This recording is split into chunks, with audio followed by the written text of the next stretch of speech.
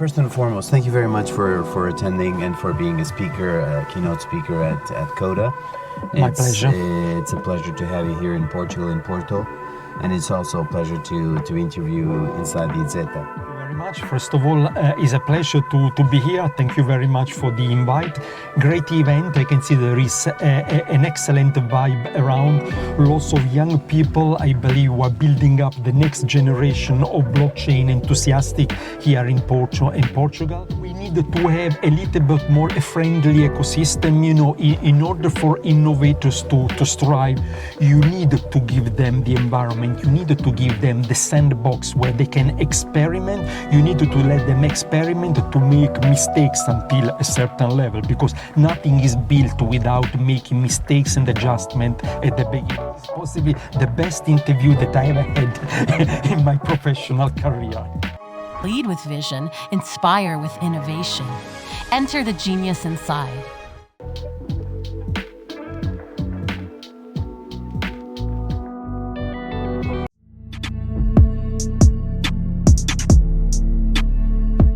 I have a couple of questions, not just on the conference, but also on part of your talk and part of what was discussed during your talk. Some of them is about compliance enforcement. So, as you know, with the advent of AI, compliance enforcement will be a challenge.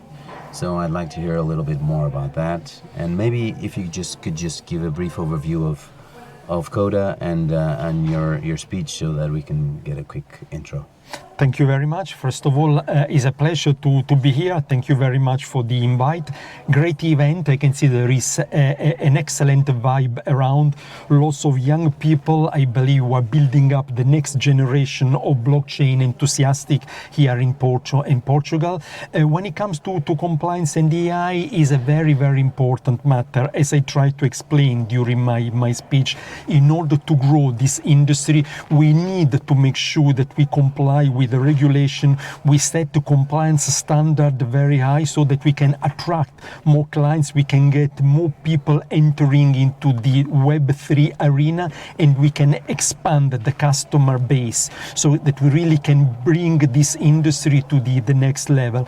I believe that, we do our bit. I'm leading a regulated European crypto exchange, but I do believe that the event like the one that you're running here in Portugal in CODA help us going in that direction, create awareness, create a center when people can aggregate and discuss all this matter.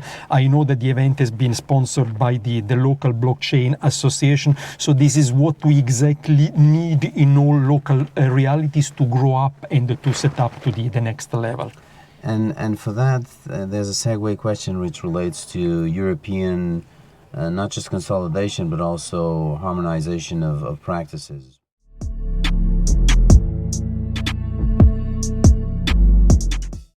What's your take on how the European, not just the European Union, but the European countries what they're doing to align with each other on blockchain adoption as well as Web3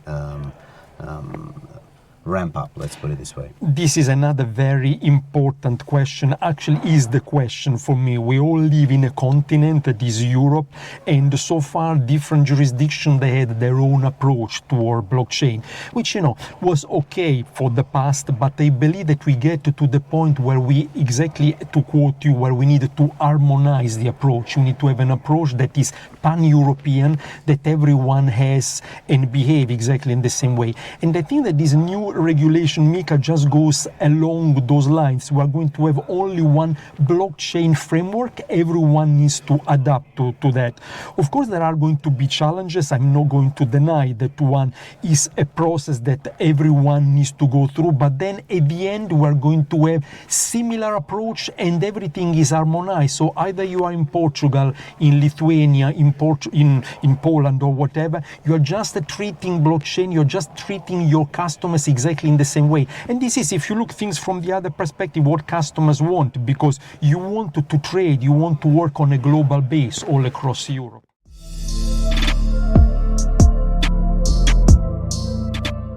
What are the challenges you see for data localization and reporting and even the different I don't want to call it regulations because of MiCA, but different approaches to MiCA regulation. How would you see that? Yes, there are challenges on that one. As I tried to explain during my speech, for people like us, but I know that other crypto asset service providers, they did the same. Even when we went through the first license, because we all apply to local license in one country on the other one, the process was very long and was challenging in the sense that the first layer of regulation all the time, brings some additional burden that you want to try to resolve, having an open conversation with your own regulatory body to try to understand and to try to find a middle ground that is good for you.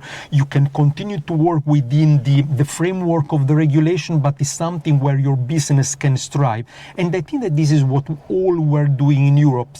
There are some countries that are a little bit behind, but this is the opportunity for them to get at par with everybody else, so everyone can conduct the business exactly in the same way. And the end blockchain is that everything exactly the equal, regardless of where you are based, where you are trading, where you are doing business.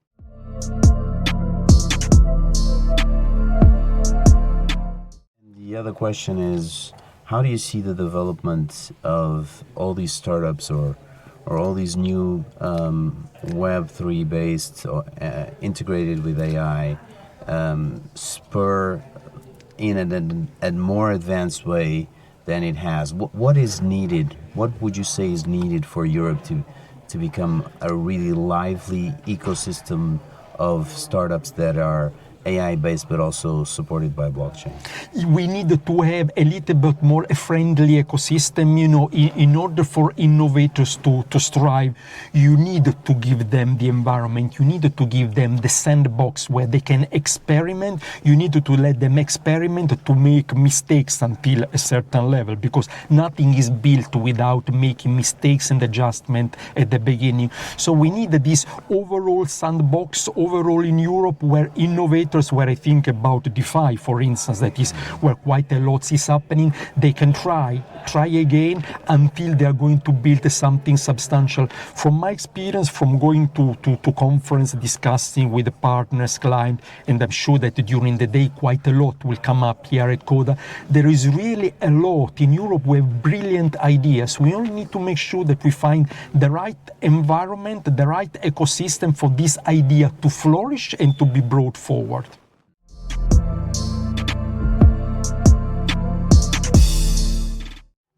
Do you have any concerns or any challenges that you recognize as comparatively seeing three very different continents, so US or Americas, Europe and Asia, and what are the lessons learned from other continents that we can cross-pollinate into Europe? This is another very interesting question, and you see that I see a challenge now that we are going to introduce this MiCA regulation, because MiCA is Europe, but again, blockchain is global. Blockchain does not have any barrier. Let me just give you an example. As I mentioned during my speak, stablecoins are playing a crucial part in the blockchain ecosystem. Now, MiCA is restricting the adoption of specific stablecoins, but what that will mean that we're going to create a very ring-fence environment in Europe, and then there is something else in the Americas, something else in the Asia.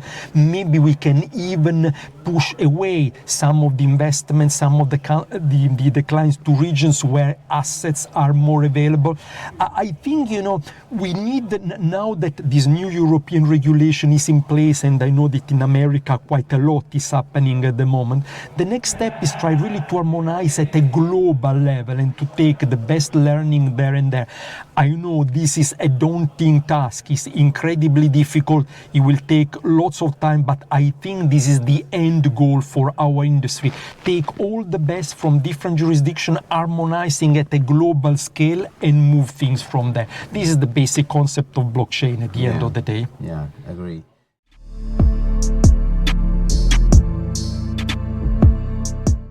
Stable coins, how would you assess and to a certain extent also characterize and manage stable coins in a platform, and what would be the ideal best practices for assessing and categorizing stable coins to comply with MiCA?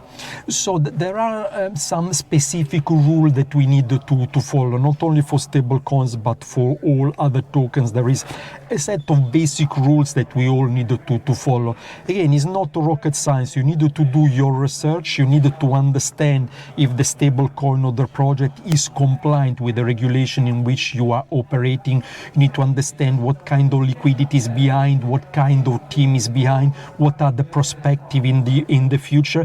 And then once you've done this due diligence, which might take quite some time, you have an end result. Yes, I can adopt this one. I'm comfortable that within my compliance framework I can provide this stable coin or this digital asset to my clients. And it's not something that I only want to have there to sell. I want something that helps me and helps the client of this industry to go for the very long run. Because remember, the project that will really help this industry to evolve are the projects going for the very long run, and this is the one on which we needed to focus.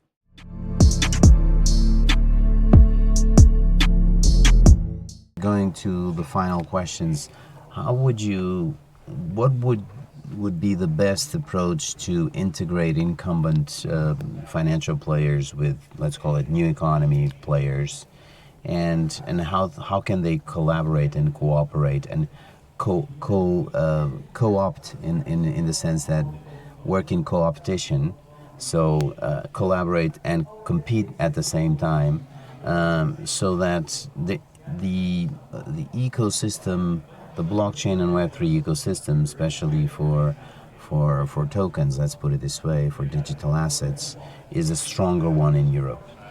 You need to kind of integrate and take a bit of the best on both sides. Again, you can't think that you can move forward only with what you have. You need to compromise a bit on the side. Let me just give you an example to take a little bit a completely different approach. I'm Italian, I'm Roman, and I know when Romans conquered the rest of Europe, one thing they were doing when they conquer a new region, instead of rejecting all the beliefs, all the gods, they were taking the gods back to Rome and were just adding them to the list of all their deities. I think what we're doing now is pretty much something similar. We need to take the best that is outside there, integrate with what we have, and together we can win. Because if we just adopt the approach, we have the right thing, everything else, even in traditional finance, is not working. We're not going to go far because we need to expand the ecosystem of our users. And I think we're just going exactly in that direction, and I think that this is the winning strategy. Mm-hmm. So you're not a proponent of the Hungary protocol theory, where a kind of one protocol or a layer one would eventually dominate or would eventually be a de facto standard? And this is my personal point of view, I do not think so. I think that we'll find a little bit more variety of solution at that level. But again, this is my point of view, and I'm really looking forward to see this happening one way or the other one. We just needed to sit and wait. It's happening very soon. Mm-hmm. Great.